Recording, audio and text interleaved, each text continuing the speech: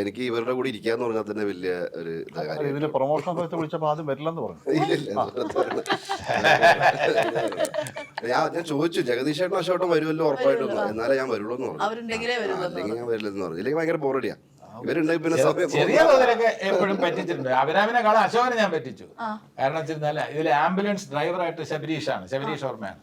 അപ്പൊ ഞാൻ പറഞ്ഞു ശബരീഷ് നല്ല ആക്ടറാണ്, നമുക്കറിയാം, സംഗീതമായിട്ടുള്ള ബന്ധമൊക്കെ നമുക്കറിയാം.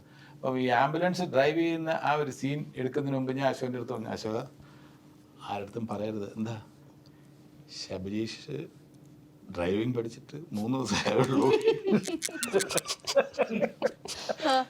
അപ്പം നമ്മൾ അശോകൻ പേടിച്ചു. എന്നാൽ നിർഭാഗ്യവശാൽ എടുത്ത സീൻ എന്ന് പറഞ്ഞാൽ ഭയങ്കര സ്പീഡിൽ പോകുന്ന സീനാണ്.